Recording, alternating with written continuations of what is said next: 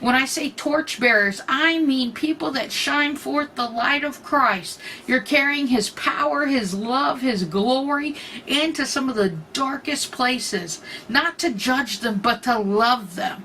You know, it's not our job to judge people or where they're at, but it's our job to just project the love and the life of Christ on the inside of us.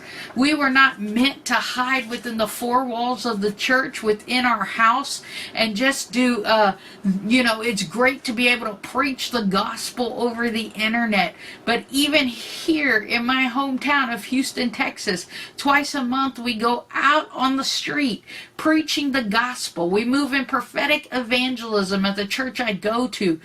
For the past year, I've been serving on the team to help train people to go out and witness and win souls. And even this past Saturday, I went out with a team and another brother, he's an evangelist, and we broke into two groups. And I'm telling you, we had words of knowledge flowing for people. And the thing about the word of knowledge, let me tell you something. You can go out and evangelize and share the gospel, and I love that. I do it all the time.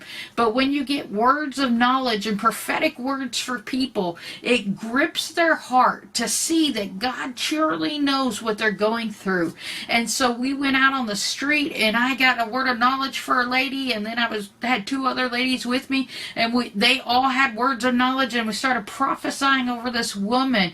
And you could see that she had been through hard seasons. She still had faith in God, but it was like when the words of God's heart and mind, that's what, the prophetic is. We're relating and we're translating the heart and mind of God to people.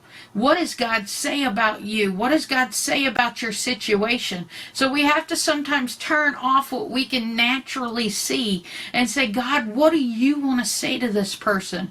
And every person we prayed for, they were wiping tears from their eyes. The first lady, she was just relieved. We prayed for a second woman that was in college, and she was just blown away about what God knew about her life, where she was.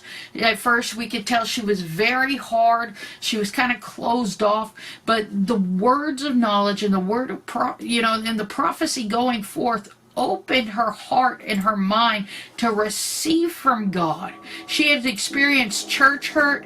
She didn't want anything to do with Christians, but when we started talking about the gospel, she began to see the life of Christ flowing, and she wanted that life